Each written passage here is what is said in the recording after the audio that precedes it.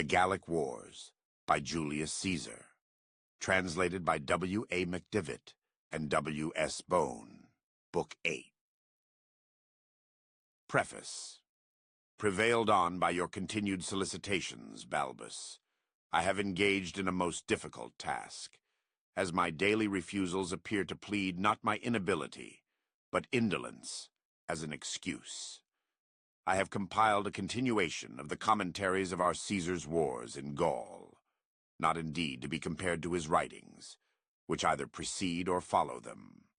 And recently, I have completed what he left imperfect after the transactions in Alexandria, to the end, not indeed of the civil broils, to which we see no issue, but of Caesar's life. I wish that those who may read them could know how unwillingly I undertook to write them, as then I might the more readily escape the imputation of folly and arrogance in presuming to intrude among Caesar's writings. It is agreed on all hands that no composition was ever executed with so great care that it is not exceeded in elegance by these commentaries, which were published for the use of historians, that they might not want memoirs of such achievements. And they stand so high in the esteem of all men that historians seem rather deprived of than furnished with material, at which we have more reason to be surprised than other men, for they can only appreciate the elegance and correctness with which he finished them, while we know with what ease and expedition. Caesar possessed not only an uncommon flow of language and elegance of style, but also a thorough knowledge of the method of conveying his ideas. But I had not even the good fortune to share in the Alexandrian or African War, and though these were partly communicated to me by Caesar himself in conversation, yet we listen with a different degree of attention to those things which strike us with admiration by their novelty, and those which we design to attest to posterity. But, in truth, while I urge every apology, that I may not be compared to Caesar, I incur the charge of vanity by thinking it possible that I can, in the judgment of anyone, be put in competition with him. Farewell. Chapter 1. Gaul being entirely reduced, when Caesar, having waged war incessantly during the former summer, wished to recruit his soldiers after so much fatigue, by repose in winter quarters, news was brought him that several states were simultaneously renewing their hostile intention and forming combinations, for which a probable reason was assigned, namely, that the Gauls were convinced that they were not able to resist the Romans with any force they could collect in one place, and hoped that if several states made war in different places at the same time, the Roman army would neither have aid, nor time, nor forces to prosecute them all, nor ought any single state to decline any inconveniences that might befall them, provided that by such delay the rest should be enabled to assert their liberty. Chapter 2. That this notion might not be confirmed among the Gauls, Caesar left Marcus Antonius, his quaestor, in charge of his quarters, and set out himself with a guard of horse, the day before the calends of January, from the town Bibracte to the 13th Legion, which he had stationed in the country of the Bituriges, not far from the territories of the Aedui, and joined to it the 11th Legion, which was next it. Leaving 2 cohorts to guard the baggage, he leads the rest of his army into the most plentiful part of the country of the Bituriges, who, possessing an extensive territory and several towns, were not to be deterred by a single legion quartered among them from making warlike preparation and forming combinations. Chapter 3. By Caesar's sudden arrival, it happened, as it necessarily must, to an unprovided and dispersed people, that they were surprised by our horse, while cultivating the fields without any apprehensions, before they had time to fly to their towns. for the usual sign of an enemy's invasion, which is generally intimated by the burning of their towns, was forbidden by Caesar's orders, lest if he advance far, forage and corn should become scarce, or the enemy be warned by the fires to make their escape. Many thousands being taken, as many of the Bituriges as were able to escape, the first coming of the Romans, fled to the neighboring states, relying either on private friendship or public alliance. In vain, for Caesar, by hasty marches, anticipated them in every place, nor did he allow any state leisure to consider the safety of others in preference to their own. By this activity, he both retained his friends in their loyalty, and by fear, obliged the wavering to accept offers of peace. Such offers being made to the Bituriges, when they perceived that through Caesar's clemency, an avenue was open to his friendship, and that the neighboring states had given hostages without incurring any punishment, and had been received under his protection, they did the same. Chapter 4. Caesar promises his soldiers, as a reward for their labor and patience, in cheerfully submitting to hardships from the severity of the winter, the difficulty of the roads, and the intolerable cold, 200 sestertii each, and to every centurion 2,000, to be given instead of plunder. And sending his legions back to quarters, he himself returned on the 40th day to Eburones. While he was dispensing justice there, the Bituriges sent ambassadors to him, to entreat his aid against the Carnutes, who they complained had made war against them. Upon this intelligence, though he had not remained more than 18 days in winter quarters, he draws the 14th and 6th Legion out of quarters on the Scione, where he had posted them as mentioned in a former commentary, to procure supplies of corn. With these 2 legions, he marches in pursuit of the Carnutes. Chapter 5. When the news of the approach of our army reached the enemy, the Carnutes, terrified by the suffering of other states, deserted their villages and towns, which were small buildings, raised in a hurry, to meet the immediate necessity, in which they lived to shelter themselves against the winter, for being lately conquered, they had lost several towns, and dispersed and fled. Caesar, unwilling to expose his soldiers to the violent storms that break out, especially at that season, took up his quarters at Genabum, a town of the Carnutes, and lodged his men in houses, partly belonging to the Gauls, and partly built to shelter the tents, and hastily covered with thatch. But the horse and auxiliaries he sends to all parts, to which he was told the enemy had marched, and not without effect, as our men generally returned loaded with booty. The Carnutes, overpowered by the severity of the winter, and the fear of danger, and not daring to continue long in any place, as they were driven from their houses, and not finding sufficient protection in the woods, from the violence of the storms, after losing a considerable number of their men, disperse and take refuge among the neighboring states. Chapter 6.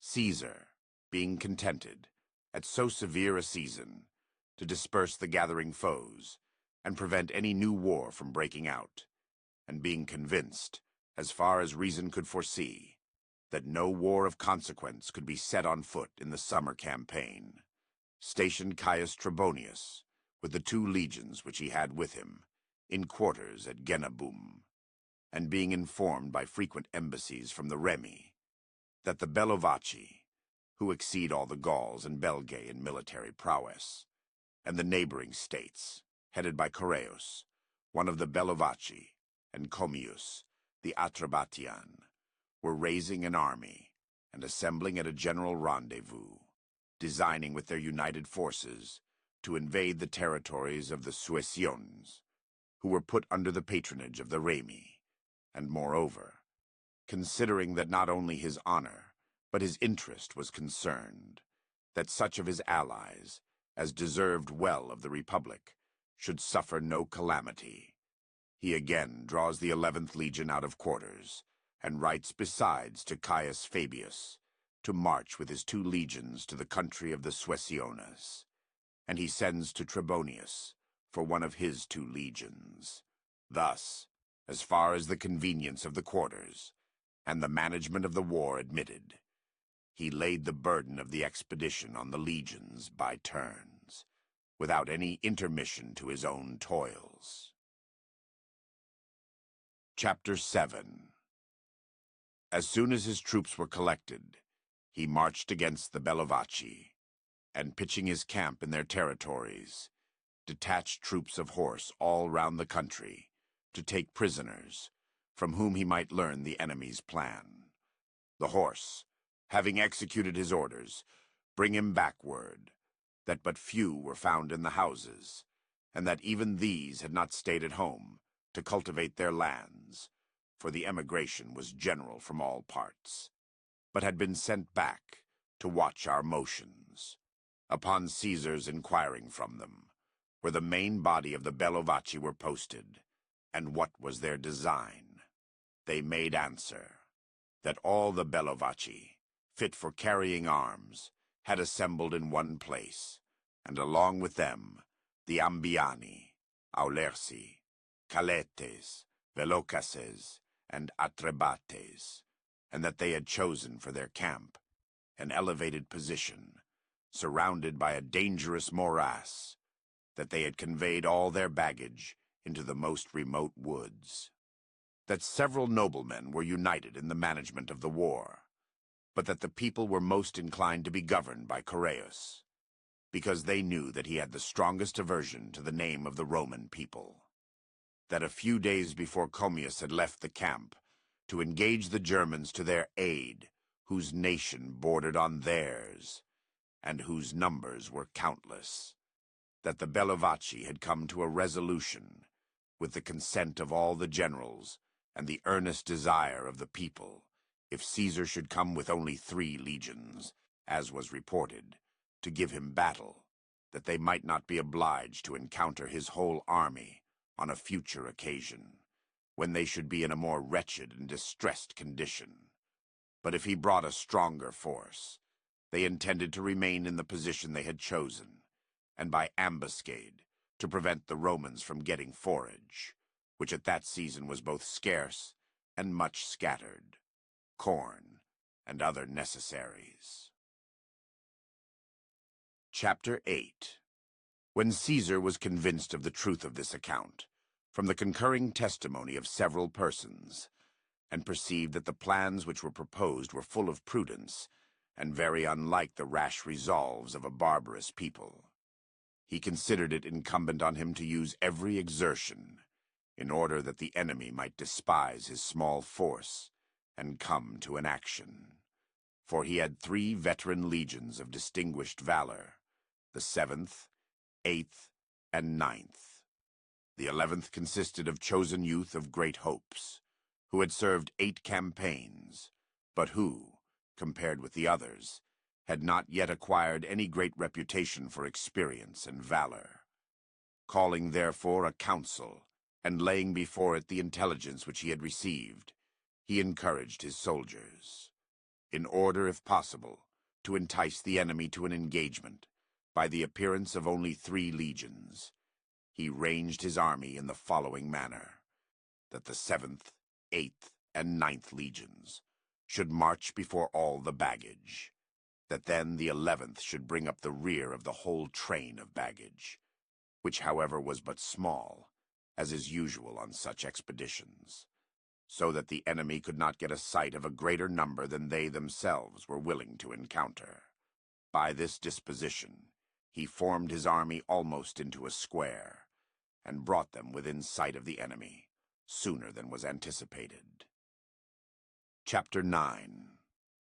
When the Gauls, whose bold resolutions had been reported to Caesar, saw the legions advance with a regular motion, drawn up in battle array, either from the danger of an engagement, or our sudden approach, or with the design of watching our movements, they drew up their forces before the camp, and did not quit the rising ground. Though Caesar wished to bring them to battle, yet being surprised to see so vast a host of the enemy, he encamped opposite to them, with a valley between them, deep rather than extensive. He ordered his camp to be fortified with a rampart 12 feet high, with breastworks built on it proportioned to its height, and 2 trenches, each 15 feet broad, with perpendicular sides to be sunk. Likewise several turrets, 3 stories high, to be raised, with a communication to each other by galleries laid across and covered over, which should be guarded in front by small parapets of osiers, that the enemy might be repulsed by 2 rows of soldiers, the one of whom, being more secure from danger by their height, might throw their darts with more daring and to a greater distance. The other, which was nearer the enemy, being stationed on the rampart, would be protected by their galleries from darts falling on their heads. At the entrance he erected gates and turrets of a considerable height. Chapter 10. Caesar had a double design in this fortification, for he both hoped that the strength of his works and his apparent fears would raise confidence in the barbarians, and when there should be occasion to make a distant excursion to get forage or corn, he saw that his camp would be secured by the works with a very small force. The meantime there were frequent skirmishes across the marsh, a few on both sides sallying out between the 2 camps. Sometimes, however, our Gallic or German auxiliaries crossed the marsh and furiously pursued the enemy, or on the other hand, the enemy passed it and beat back our men.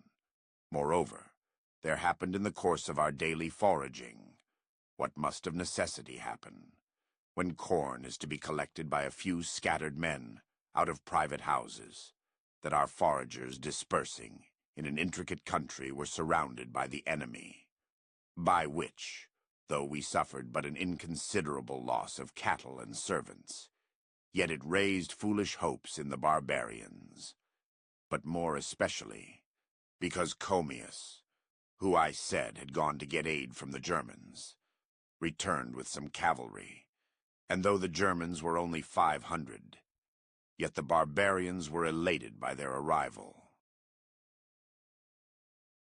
Chapter 11.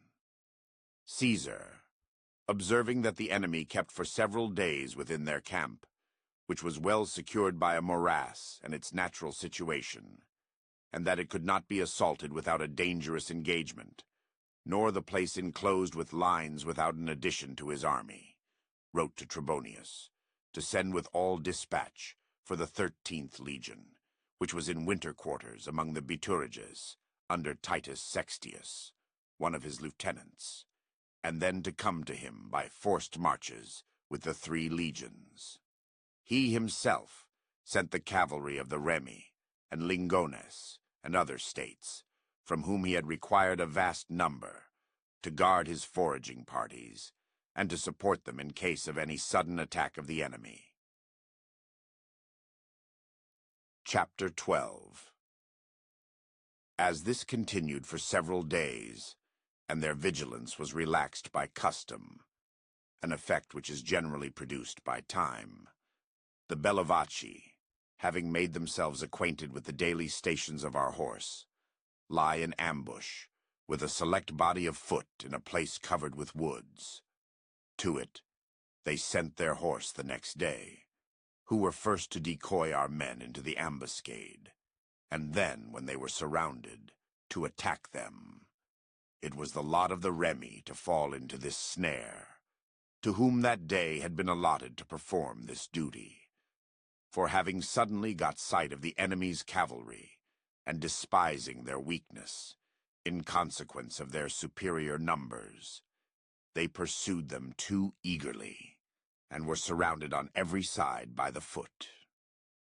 Being, by this means thrown into disorder, they returned with more precipitation than is usual in cavalry actions, with the loss of Vertiscus, the governor of their state, and the general of their horse, who, though scarcely able to sit on horseback through years, neither, in accordance with the custom of the Gauls, pleaded his age in excuse for not accepting the command, nor would he suffer them to fight without him. The spirits of the barbarians were puffed up and inflated at the success of this battle in killing the prince and general of the Remi, and our men were taught by this loss to examine the country and post their guards with more caution, and to be more moderate in pursuing a retreating enemy. Chapter 13. In the meantime, daily skirmishes take place continually in view of both camps. These were fought at the ford and pass of the morass. In one of these contests, the Germans, whom Caesar had brought over the Rhine to fight, intermixed with the horse, having resolutely crossed the marsh, and slain the few who made resistance, and boldly pursued the rest, so terrified them, that not only those who were attacked hand to hand, or wounded at a distance, but even those who were stationed at a greater distance to support them, fled disgracefully, and being often beaten from the rising grounds, did not stop till they had retired into their camp, or some, impelled by fear, had fled further. Their danger threw their whole army into such confusion that it was difficult to judge whether they were more insolent after a slight advantage, or more dejected by a trifling calamity. Chapter 14. After spending several days in the same camp, the guards of the Bellovaci, learning that Caius Trebonius was advancing nearer with his legions, and fearing a siege like that of Alesia, send off by night all who were disabled by age or infirmity, or unarmed, and along with them their whole baggage. While they are preparing their disorderly and confused troop for march, for the Gauls are always attended by a vast multitude of wagons, even when they have very light baggage, being overtaken by daylight, they drew their forces out before their camp, to prevent the Romans attempting a pursuit before the line of their baggage had advanced to a considerable distance. But Caesar did not think it prudent to attack them when standing on their defense, with such a steep hill in their favor, nor keep his legions at such a distance that they could quit their post without danger. But, perceiving that his camp was divided from the enemy's by a deep morass, so difficult to cross that he could not pursue with expedition, and that the hill beyond the morass, which extended almost to the enemy's camp, was separated from it only by a small valley, he laid a bridge over the morass, and led his army across, and soon reached the plain on the top of the hill, which was fortified on either side by a steep ascent. Having there drawn up his army in order of battle, he marched to the furthest hill, from which he could, with his engines, shower darts upon the thickest of the enemy. Chapter 15. The Gauls, confiding in the natural strength of their position, though they would not decline an engagement if the Romans attempted to ascend the hill, yet dared not divide their forces into small parties, lest they should be thrown into disorder by being dispersed, and therefore remained in order of battle. Caesar, perceiving that they persisted in their resolution, kept 20 cohorts in battle array, and measuring out ground there for a camp, ordered it to be fortified. Having completed his works, he drew up his legions before the rampart, and stationed the cavalry in certain positions, with their horses bridled. When the Bellovaci saw the Romans prepared to pursue them, and that they could not wait the whole night, or continue longer in the same place without provisions, they formed the following plan to secure a retreat. They handed to one another the bundles of straw and sticks on which they sat, for it is the custom of the Gauls to sit when drawn up in order of battle, as has been asserted in former commentaries, of which they had great plenty in their camp, and piled them in the front of their line, and at the close of the day, on a certain signal, set them all on fire at one and the same time. The continued blaze soon screened all their forces from the sight of the Romans, which no sooner happened than the barbarians fled with the greatest precipitation. Chapter 16. Though Caesar could not perceive the retreat of the enemy for the intervention of the fire, yet suspecting that they had adopted that method to favor their escape, he made his legions advance, and sent a party of horse to pursue them. But, apprehensive of an ambuscade, and that the enemy might remain in the same place and endeavor to draw our men into a disadvantageous situation, he advances himself, but slowly. The horse, being afraid to venture into the smoke and dense line of flame, and those who were bold enough to attempt it, being scarcely able to see their horses' heads, gave the enemy free liberty to retreat, through fear of an ambuscade. Thus, by a flight, full at once of cowardice and address, they advanced without any loss about 10 miles, and encamped in a very strong position, from which, laying numerous ambuscades, both of horse and foot, they did considerable damage to the Roman foragers. Chapter 17. After this had happened several times, Caesar discovered from a certain prisoner that Correus, the general of the Bellovaci, had selected 6,000 of his bravest foot and 1,000 horse, with which he designed to lie in ambush in a place to which he suspected the Romans would send to look for forage, on account of the abundance of corn and grass. Upon receiving information of their design, Caesar drew out more legions than he usually did, and sent forward his cavalry as usual, to protect the foragers. With these, he intermixed a guard of light infantry, and himself advanced with the legions as fast as he could. Chapter 18. The Gauls, placed in ambush, had chosen for the seat of action a level piece of ground, not more than a mile in extent, enclosed on every side by a thick wood or a very deep river, as by a toil, and this they surrounded. Our men, apprised of the enemy's design, marched in good order to the ground, ready both in heart and hand to give battle, and willing to hazard any engagement when the legions were at their back. On their approach, as Correus supposed that he had got an opportunity of effecting his purpose, he at first shows himself with a small party, and attacks the foremost troops. Our men resolutely stood the charge, and did not crowd together in one place, as commonly happens from surprise in engagements between the horse, whose numbers prove injurious to themselves. Chapter 19. When by the judicious arrangement of our forces, only a few of our men fought by turns, and did not suffer themselves to be surrounded, the rest of the enemy broke out from the woods, while Correus was engaged. The battle was maintained in different parts, with great vigor, and continued for a long time undecided, till at length a body of foot gradually advanced from the woods, in order of battle, and forced our horse to give ground. The light infantry, which were sent before the legions to the assistance of the cavalry, soon came up, and, mixing with the horse, fought with great courage.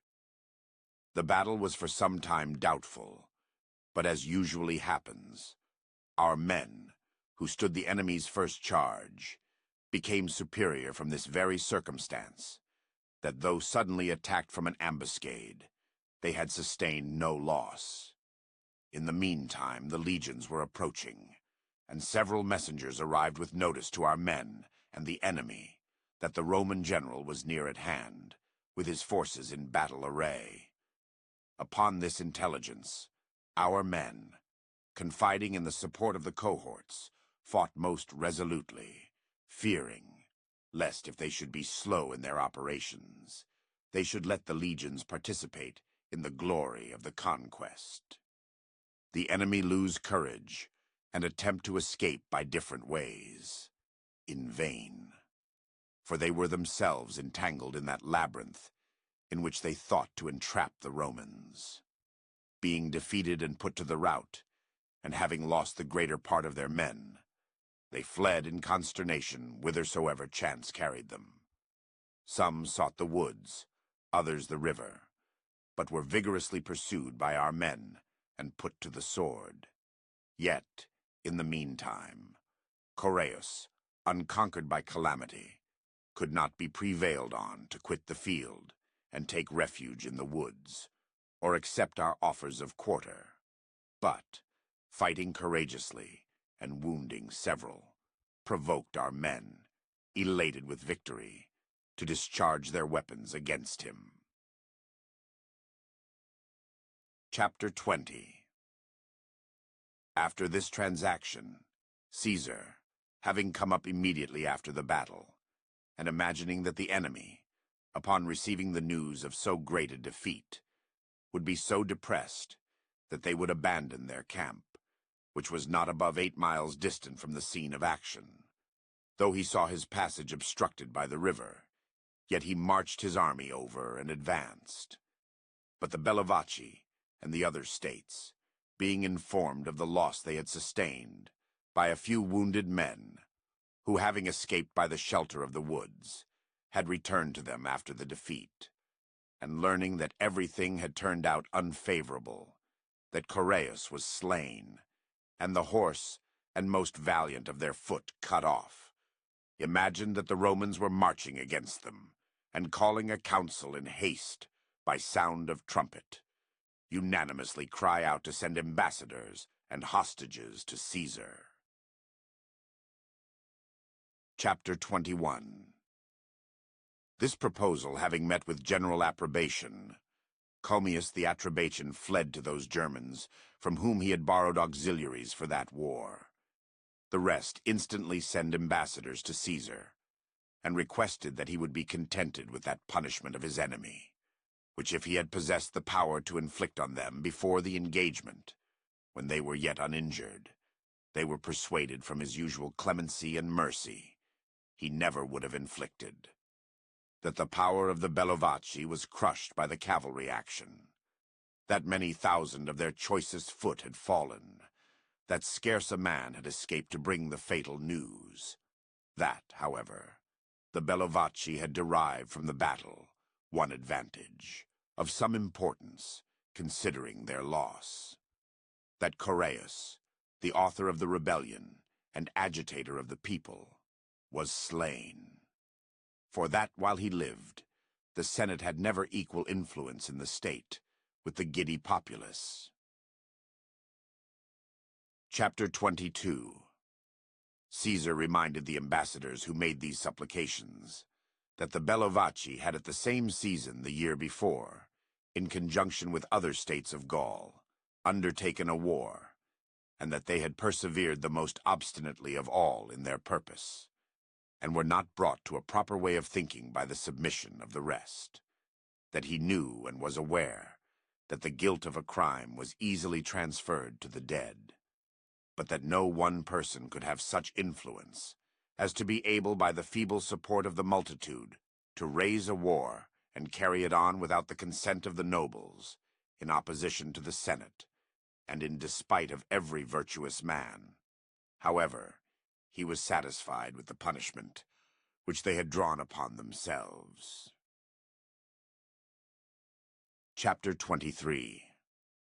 The night following the ambassadors bring back his answer to their countrymen, and prepare the hostages.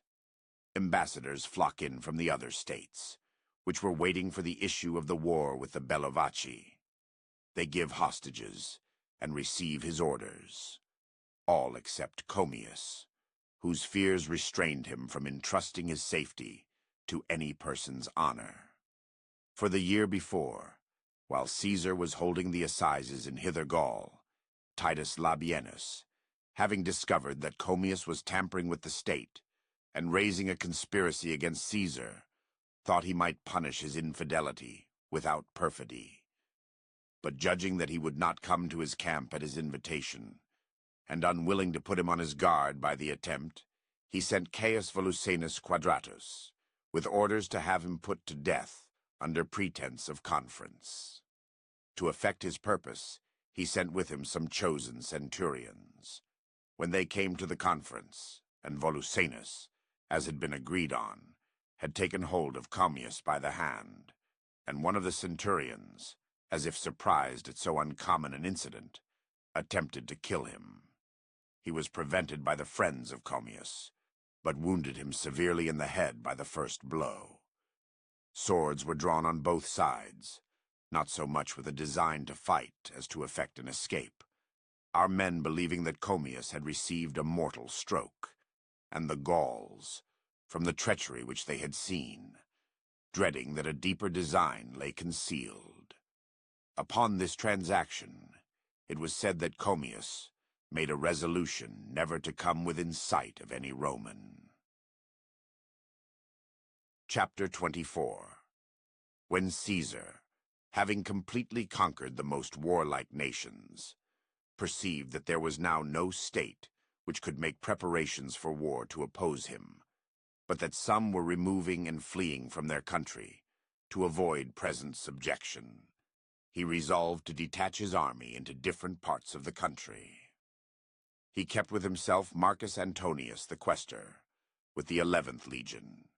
Caius Fabius was detached with 25 cohorts into the remotest part of Gaul, because it was rumored that some states had risen in arms, and he did not think that Caius Caninius Rebellus, who had the charge of that country, was strong enough to protect it with 2 legions. He ordered Titus Labienus to attend himself, and sent the 12th Legion, which had been under him in winter quarters, to hither Gaul, to protect the Roman colonies, and prevent any loss by the inroads of barbarians, similar to that which had happened the year before, to the Tergestines, who were cut off by a sudden depredation and attack. He himself marched to depopulate the country of Ambiorix, whom he had terrified and forced to fly, but despaired of being able to reduce under his power. But he thought it most consistent with his honor to waste his country both of inhabitants, cattle, and buildings, so that from the abhorrence of his countrymen, if fortune suffered any to survive, he might be excluded from a return to his state for the calamities which he had brought on it. Chapter 25. After he had sent either his legions or auxiliaries through every part of Ambiorix's dominions, and wasted the whole country by sword, fire, and rapine, and had killed or taken prodigious numbers, he sent Labienus with 2 legions against the Treviri, whose state, from its vicinity to Germany, being engaged in constant war, differed but little from the Germans in civilization and savage barbarity, and never continued in its allegiance, except when awed by the presence of his army. Chapter 26. In the meantime, Caius Caninius, a lieutenant, having received information by letters and messages from Durasius, who had always continued in friendship to the Roman people, though a part of his state had revolted, that a great multitude of the enemy were in arms in the country of the Pictones, marched to the town Liminum. When he was approaching it, he was informed by some prisoners that Duracius was shut up by several thousand men, under the command of Dumnicus, general of the Andes, and that Limonum was besieged, but not daring to face the enemy with his weak legions, he encamped in a strong position. Dumnicus, having notice of Caninius's approach, turned his whole force against the legions, and prepared to assault the Roman camp. But after spending several days in the attempt, and losing a considerable number of men, without being able to make a breach in any part of the works, he returned again to the siege of Liminum. Chapter 27. At the same time, Caius Fabius, a lieutenant, brings back many states to their allegiance, and confirms their submission by taking hostages. He was then informed by letters from Caninius of the proceedings among the Pictones, upon which he set off to bring assistance to Duratius. But Dumnicus, hearing of the approach of Fabius, and despairing of safety, if at the same time he should be forced to withstand the Roman army, without, and observe, and be under apprehension from the townspeople, made a precipitate retreat from that place with all his forces. Nor did he think that he should be sufficiently secure from danger, unless he led his army across the Loire, which was too deep a river to pass, except by a bridge. Though Fabius had not yet come within sight of the enemy, nor joined Caninius, yet being informed of the nature of the country, by persons acquainted with it, he judged it most likely that the enemy would take that way, which he found they did take. He therefore marched to that bridge with his army, and ordered his cavalry to advance no farther before the legions, than that they could return to the same camp at night, without fatiguing their horses. Our horse pursued according to orders, and fell upon Dumnicus's rear, and attacking them on their march, while fleeing dismayed and laden with baggage, they slew a great number, and took a rich booty. Having executed the affair so successfully, they retired to the camp. Chapter 28. The night following, Fabius sent his horse before him, with orders to engage the enemy, and delay their march till he himself should come up. That his orders might be faithfully performed, Quintus Attius Varus, general of the horse, a man of uncommon spirit and skill, encouraged his men, and pursuing the enemy, disposed some of his troops in convenient places, and with the rest gave battle to the enemy. The enemy's cavalry made a bold stand, the foot relieving each other, and making a general halt, to assist their horse against ours. The battle was warmly contested, for our men, despising the enemy whom they had conquered the day before, and knowing that the legions were following them, animated both by the disgrace of retreating and a desire of concluding the battle expeditiously, by their own courage, fought most valiantly against the foot and the enemy, imagining that no more forces would come against them, as they had experienced the day before, thought they had got a favorable opportunity of destroying our whole cavalry. Chapter 29. After the conflict had continued for some time with great violence, Dumnicus drew out his army in such a manner that the foot should by turns assist the horse. Then the legions, marching in close order, came suddenly in sight of the enemy. At this sight, the barbarian horse were so astonished, and the foot so terrified, that breaking through the line of baggage, they betook themselves to flight, with a loud shout, and in great disorder. But our horse, who a little before had vigorously engaged them, while they made resistance, being elated with joy at their victory, raising a shout on every side, poured round them as they ran. And as long as their horses had strength to pursue, or their arms to give a blow, so long did they continue the slaughter of the enemy in that battle. And having killed above 12,000 men in arms, or such as threw away their arms through fear, they took their whole train of baggage. Chapter 30. After this defeat, when it was ascertained that Drapes, a Senonian, who in the beginning of the revolt of Gaul had collected from all quarters men of desperate fortunes, invited the slaves to liberty, called in the exiles of the whole kingdom, given an asylum to robbers, and intercepted the Roman baggage and provisions, was marching to the province with 5,000 men, being all he could collect after the defeat, and that Luterius, a Cadurcian, who, as it has been observed in a former commentary, had designed to make an attack on the province in the first revolt of Gaul, had formed a junction with him, Caius Caninius, went in pursuit of them with 2 legions, lest great disgrace might be incurred from the fears or injuries done to the province by the depredations of a band of desperate men. Chapter 31. Caius Fabius set off with the rest of the army to the Carnutes, and those other states, whose force he was informed, had served as auxiliaries in that battle, which he fought against Dumnachus, for he had no doubt that they would be more submissive after their recent sufferings, but if respite and time were given them, they might be easily excited by the earnest solicitations of the same Dumnachus. On this occasion, Fabius was extremely fortunate and expeditious in recovering the states. For the Carnutes, who, though often harassed, had never mentioned peace, submitted and gave hostages, and the other states, which lie in the remotest parts of Gaul, adjoining the ocean, and which are called Armoricae, influenced by the example of the Carnutes, as soon as Fabius arrived with his legions, without delay, comply with his command. Dumnachus, expelled from his own territories, wandering and skulking about, was forced to seek refuge by himself in the most remote parts of Gaul.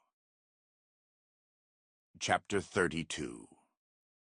But Drapes, in conjunction with Hirtius, knowing that Caninius was at hand with the legions, and that they themselves could not without certain destruction enter the boundaries of the province, while an army was in pursuit of them, and being no longer at liberty to roam up and down and pillage, halt in the country of the Cadurci, as Hirtius had once in his prosperity possessed a powerful influence over the inhabitants, who were his countrymen, and being always the author of new projects, had considerable authority among the barbarians. With his own and Drapes' troops, he seized Uxellodunum, a town formerly in vassalage to him, and strongly fortified by its natural situation, and prevailed on the inhabitants to join him. Chapter 33. After Caninius had rapidly marched to this place, and perceived that all parts of the town were secured by very craggy rocks, which it would be difficult for men in arms to climb, even if they met with no resistance, and moreover, observing that the townspeople were possessed of effects to a considerable amount, and that if they attempted to convey them away in a clandestine manner, they could not escape our horse, or even our legions, he divided his forces into 3 parts, and pitched 3 camps on very high ground, with the intention of drawing lines round the town by degrees, as his forces could bear the fatigue. Chapter 34. When the townsmen perceived his design, being terrified by the recollection of the distress at Alesia, they began to dread similar consequences from a siege, and above all, Hirtius, who had experienced that fatal event, cautioned them to make provisions of corn. They therefore resolved by general consent to leave part of their troops behind, and set out with their light troops to bring in corn. The scheme having met with approbation, the following night, Drapes and Hirtius, leaving 2,000 men in the garrison, marched out of the town with the rest. After a few days' stay in the country of the Cadurci, some of whom were disposed to assist them with corn, and others were unable to prevent their taking it, they collected a great store. Sometimes also attacks were made on our little forts by sallies at night. For this reason Caninius deferred drawing his works round the whole town, lest he should be unable to protect them when completed, or by disposing his garrisons in several places, should make them too weak. Chapter 35. Drapes and Hirtius, having laid in a large supply of corn, occupying a position at about 10 miles distance from the town, intending from it to convey the corn into the town by degrees. They chose each his respective department. Drapes stayed behind in the camp with part of the army to protect it.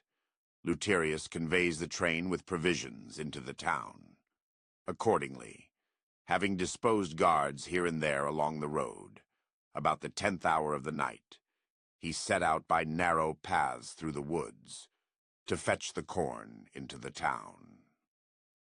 But their noise being heard by the sentinels of our camp, and the scouts which we had sent out, having brought an account of what was going on, Caninius instantly, with the ready-armed cohorts, from the nearest turrets, made an attack on the convoy at the break of day. They, alarmed at so unexpected an evil, fled by different ways to their guard, which as soon as our men perceived, they fell with great fury on the escort, and did not allow a single man to be taken alive. Hirtius escaped thence with a few followers, but did not return to the camp. Chapter 36. After this success, Caninius learned from some prisoners that a part of the forces was encamped with drapes, not more than 10 miles off, which being confirmed by several, supposing that after the defeat of one general, the rest would be terrified, and might be easily conquered, he thought it a most fortunate event that none of the enemy had fled back from the slaughter to the camp, to give Drapes notice of the calamity which had befallen him. And as he could see no danger in making the attempt, he sent forward all his cavalry and the German foot, men of great activity, to the enemy's camp. He divides one legion among the 3 camps, and takes the other without baggage along with him. When he had advanced near the enemy, he was informed by scouts, which he had sent before him, that the enemy's camp, as is the custom of barbarians, was pitched low, near the banks of a river, and that the higher grounds were unoccupied, but that the German horse had made a sudden attack on them, and had begun the battle. Upon this intelligence, he marched up with his legion, armed and in order of battle. Then, on a signal being suddenly given on every side, our men took possession of the higher grounds. Upon this, the German horse, observing the Roman colors, fought with great vigor. Immediately all the cohorts attacked them on every side, and having either killed or made prisoners of them all, gained great booty. In that battle, Drapes himself was taken prisoner. Chapter 37.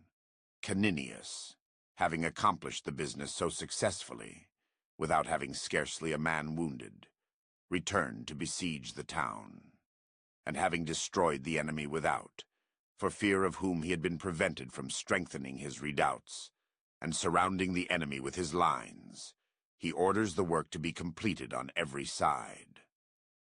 The next day, Caius Fabius came to join him with his forces, and took upon him the siege of one side. Chapter 38. In the meantime, Caesar left Caius Antonius in the country of the Bellovaci, with 15 cohorts, that the Belgae might have no opportunity of forming new plans in future. He himself visits the other states, demands a great number of hostages, and by his encouraging language allays the apprehensions of all.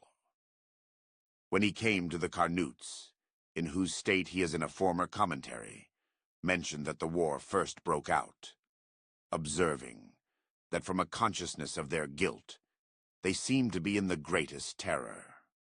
To relieve the state the sooner from its fear, he demanded that Gutervatus, the promoter of that treason, and the instigator of that rebellion, should be delivered up to punishment. And though the latter did not dare to trust his life, even to his own countrymen, yet such diligent search was made by them all, that he was soon brought to our camp. Caesar was forced to punish him by the clamors of the soldiers, contrary to his natural humanity, for they allege that all the dangers and losses incurred in that war ought to be imputed to Gutervatus. Accordingly, he was whipped to death, and his head cut off. Chapter 39. Here Caesar was informed by numerous letters from Caninius of what had happened to Drapes and Luterius, and in what conduct the townspeople persisted. And though he despised the smallness of their numbers, yet he thought their obstinacy deserving a severe punishment, lest Gaul in general should adopt an idea that she did not want strength, but perseverance to oppose the Romans, and lest the other states, relying on the advantage of situation, should follow their example and assert their liberty, especially as he knew that all the Gauls understood that his command was to continue but one summer longer, and if they could hold out for that time, that they would have no further danger to apprehend. He therefore left Quintus Calenus, one of his lieutenants, behind him, with 2 legions, and instructions to follow him by regular marches. He hastened as much as he could with all the cavalry to Caninius. Chapter 40. Here Caesar was informed by numerous letters from Caninius of what had happened to Drapes and Luterius, and in what conduct the townspeople persisted. And though he despised the smallness of their numbers, yet he thought their obstinacy deserving a severe punishment, lest Gaul in general should adopt an idea that she did not want strength, but perseverance to oppose the Romans, and lest the other states, relying on the advantage of situation, should follow their example and assert their liberty, especially as he knew that all the Gauls understood that his command was to continue but one summer longer, and if they could hold out for that time, that they would have no further danger to apprehend. He therefore left Quintus Calenus, one of his lieutenants, behind him, with 2 legions, and instructions to follow him by regular marches. He hastened as much as he could, with all the cavalry to Caninius. Chapter 41. Close under the walls of the town, a copious spring gushed out on that part, which for the space of nearly 300 feet was not surrounded by the river, while every other person wished that the besieged could be debarred from this spring. Caesar alone saw that it could be effected, though not without great danger. Opposite to it, he began to advance the Vini toward the mountain, and to throw up a mound, with great labor and continual skirmishing. For the townsmen ran down from the high ground, and fought without any risk, and wounded several of our men, yet they obstinately pushed on, and were not deterred from moving forward the Viniae, and from surmounting by their assiduity the difficulties of situation. At the same time, they work mines, and move the crates and Vini to the source of the fountain. This was the only work which they could do, without danger or suspicion. A mound 60 feet high was raised. On it was erected a turret of 10 stories, not with the intention that it should be on a level with the wall, for that could not be effected by any works, but to rise above the top of the spring. When our engines began to play from it, upon the paths that led to the fountain, and the townsmen could not go for water without danger. Not only the cattle designed for food and the working cattle, but a great number of men also died of thirst. Chapter 42. Alarmed at this calamity, the townsmen filled barrels with tallow, pitch, and dried wood. These they set on fire and rolled down on our works. At the same time, they fight most furiously to deter the Romans by the engagement and danger from extinguishing the flames. Instantly a great blaze arose in the works, for whatever they threw down the precipice, striking against the Vini and Ager, communicated the fire to whatever was in the way.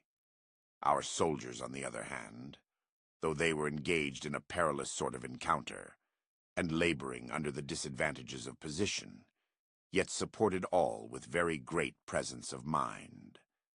For the action happened in an elevated situation, and in sight of our army, and a great shout was raised on both sides. Therefore, every man faced the weapons of the enemy and the flames in as conspicuous a manner as he could, that his valor might be the better known and attested. Chapter 43. Caesar, observing that several of his men were wounded, ordered the cohorts to ascend the mountain on all sides, and under pretense of assailing the walls, to raise a shout, at which the besieged, being frightened, and not knowing what was going on in other places, call off their armed troops from attacking our works, and dispose them on the walls. Thus our men, without hazarding a battle, gained time partly to extinguish the works which had caught fire, and partly to cut off the communication. As the townsmen still continued to make an obstinate resistance, and even, after losing the greatest part of their forces by drought, persevered in their resolution, at last the veins of the spring were cut across by our mines, and turned from their course. By this their constant spring was suddenly dried up, which reduced them to such despair that they imagined that it was not done by the art of man, but the will of the gods. Forced, therefore, by necessity, they at length submitted. Chapter 44. Caesar, being convinced that his lenity was known to all men, and being under no fears of being thought to act severely from a natural cruelty, and perceiving that there would be no end to his troubles, if several states should attempt to rebel in like manner and in different places, resolved to deter others by inflicting an exemplary punishment on these. Accordingly, he cut off the hands of those who had borne arms against him. Their lives he spared, that the punishment of their rebellion might be the more conspicuous. Drapes, who I have said was taken by Caninius, either through indignation and grief arising from his captivity, or through fear of severe punishments, abstained from food for several days, and thus perished.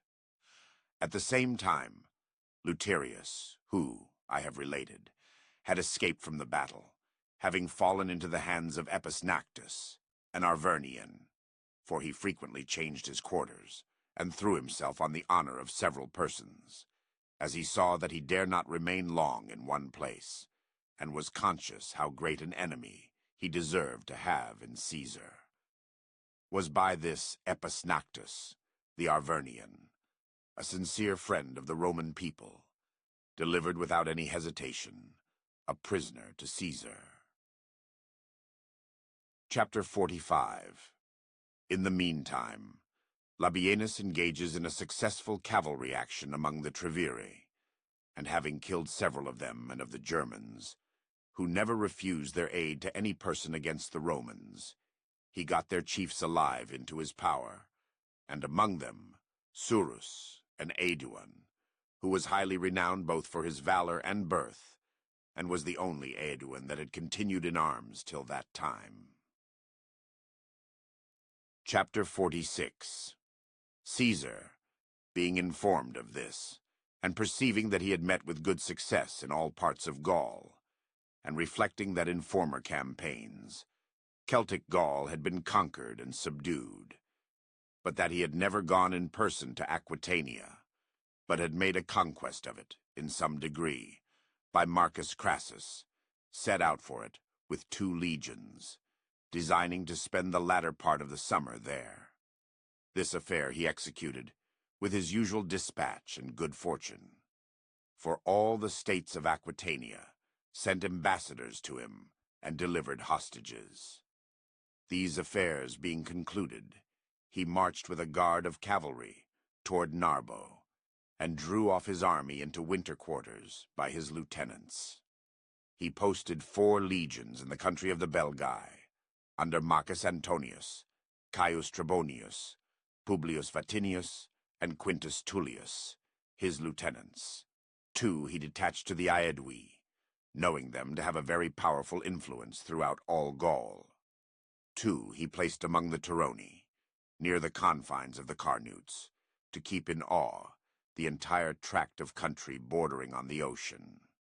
The other 2 he placed in the territories of the Lemovices, at a small distance from the Arverni, that no part of Gaul might be without an army. Having spent a few days in the province, he quickly ran through all the business of the assizes, settled all public disputes, and distributed rewards to the most deserving. For he had a good opportunity of learning how every person was disposed toward the Republic during the general revolt of Gaul, which he had withstood by the fidelity and assistance of the province. Chapter 47. Having finished these affairs, he returned to his legions among the Belgi, and wintered at Nemetocena. There he got intelligence that Commius, the Atrebatian, had had an engagement with his cavalry.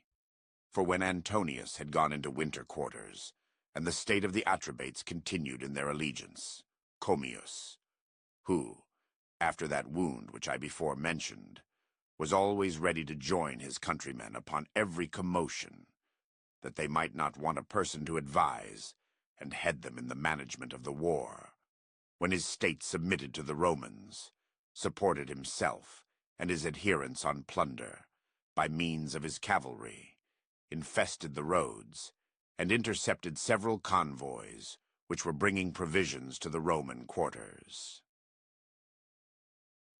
Chapter 48. Caius Volusenus. Quadratus was appointed commander of the horse under Antonius, to winter with him. Antonius sent him in pursuit of the enemy's cavalry. Now Volusenus added to that valor which was preeminent in him a great aversion to Commius, on which account he executed the more willingly the orders which he received. Having therefore laid ambuscades, he had several encounters with his cavalry, and came off successful. At last, when a violent contest ensued, and Volusenus, through eagerness to intercept Commius, had obstinately pursued him with a small party, and Commius had, by the rapidity of his flight, drawn Volusenus to a considerable distance from his troops. He, on a sudden, appealed to the honor of all about him for assistance, not to suffer the wound, which he had perfidiously received, to go without vengeance, and, wheeling his horse about, rode unguardedly before the rest up to the commander. All his horse, following his example, made a few of our men turn their backs and pursued them. Commius, clapping spurs to his horse, rode up to Volusenus, and pointing his lance, pierced him in the thigh with great force. When their commander was wounded, our men no longer hesitated to make resistance, and facing about, beat back the enemy. When this occurred, several of the enemy, repulsed by the great impetuosity of our men, were wounded, and some were trampled to death in striving to escape, and some were made prisoners. Their general escaped this misfortune by the swiftness of his horse. Our commander, being severely wounded, so much so that he appeared to run the risk of losing his life, was carried back to the camp. But Commius, having either gratified his resentment, or, because he had lost the greatest part of his followers, sent ambassadors to Antonius, and assured him that he would give hostages as a security, that he would go wherever Antonius should prescribe, and would comply with his orders, and only entreated that this concession should be made to his fears, that he should not be obliged to go into the presence of any Roman. As Antonius judged that his request originated in a just apprehension, he indulged him in it, and accepted his hostages. Caesar, I know, has made a separate commentary of each year's transactions, which I have not thought it necessary for me to do, because the following year, in which Lucius Paulus and Caius Marcellus were consuls, 50 B.C., produced no remarkable occurrences in Gaul, but that no person may be left in ignorance of the place where Caesar and his army were at that time, have thought proper to write a few words in addition to this commentary. Chapter 49. Caesar, while in winter quarters in the country of the Belgae, made it his only business to keep the states in amity with him, and to give none either hopes of, or pretext for a revolt. For nothing was further from his wishes than to be under the necessity of engaging in another war at his departure, lest, when he was drawing his army out of the country, any war should be left unfinished, which the Gauls would cheerfully undertake when there was no immediate danger. Therefore, by treating the states with respect, making rich presents to the leading men, imposing no new burdens, and making the terms of their subjection lighter, he easily kept Gaul, already exhausted by so many unsuccessful battles, in obedience. Chapter 50. When the winter quarters were broken up, he himself, contrary to his usual practice, proceeded to Italy by the longest possible stages, in order to visit the free towns and colonies, that he might recommend to them the petition of Marcus Antonius, his treasurer, for the priesthood.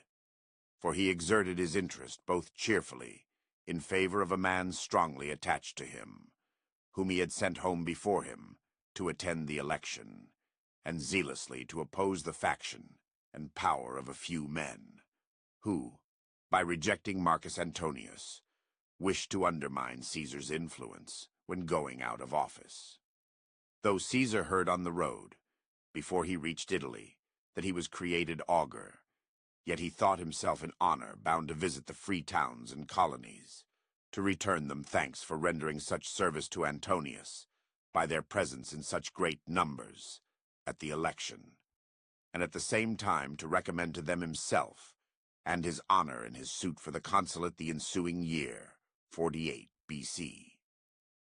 For his adversaries arrogantly boasted that Lucius Lentulus and Caius Marcellus had been appointed consuls, who would strip Caesar of all honor and dignity, and that the consulate had been injuriously taken from Sergius Galba, though he had been much superior in votes and interest, because he was united to Caesar, both by friendship and by serving as lieutenant under him.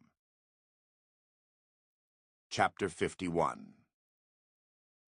Caesar, on his arrival, was received by the principal towns and colonies with incredible respect and affection, for this was the first time he came since the war against united Gaul.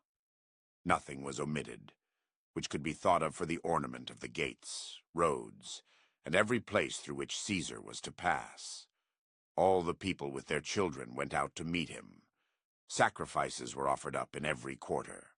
The marketplaces and temples were laid out with entertainments, as if anticipating the joy of a most splendid triumph. So great was the magnificence of the richer and zeal of the poorer ranks of the people. Chapter 52.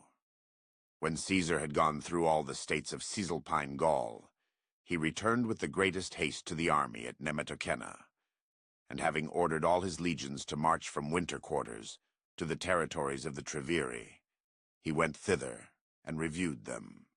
He made Titus Labienus governor of Cisalpine Gaul, that he might be the more inclined to support him in his suit for the consulate.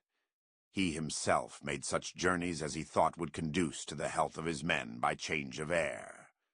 And though he was frequently told that Labienus was solicited by his enemies, and was assured that a scheme was in agitation by the contrivance of a few, that the Senate should interpose their authority to deprive him of a part of his army, yet he neither gave credit to any story concerning Labienus, nor could be prevailed upon to do anything in opposition to the authority of the Senate, for he thought that his cause would be easily gained by the free voice of the senators. For Caius Curio, one of the tribunes of the people, having undertaken to defend Caesar's cause and dignity, had often proposed to the Senate that if the dread of Caesar's arms rendered any apprehensive, as Pompey's authority and arms were no less formidable to the Forum, both should resign their command and disband their armies, that then the city would be free and enjoy its due rights. And he not only proposed this, but of himself called upon the Senate to divide on the question. But the consuls and Pompey's friends interposed to prevent it. and regulating matters as they desired, they broke up the meeting. Chapter 53. This testimony of the unanimous voice of the Senate was very great, and consistent with their former conduct. For the preceding year, when Marcellus attacked Caesar's dignity, he proposed to the Senate, contrary to the law of Pompey and Crassus, to dispose of Caesar's province before the expiration of his command, and when the votes were called for, and Marcellus, who endeavored to advance his own dignity by raising envy against Caesar, wanted a division, the full Senate went over to the opposite side. The spirit of Caesar's foes was not broken by this, but it taught them that they ought to strengthen their interest by enlarging their connections, so as to force the Senate to comply with whatever they had resolved on. Chapter 54. After this, a decree was passed by the Senate, that one legion should be sent by Pompey, and another by Caesar, to the Parthian War. But these two legions were evidently drawn from Caesar alone. For the first legion which Pompey sent to Caesar, he gave Caesar, as if it belonged to himself, though it was levied in Caesar's province. Caesar, however, though no one could doubt the design of his enemies, sent the legion back to Cneius Pompey, and in compliance with the decree of the Senate, ordered the 15th, belonging to himself, and which was quartered in Cisalpine Gaul, to be delivered up. In its room, he sent the 13th into Italy, to protect the garrisons from which he had drafted the 15th.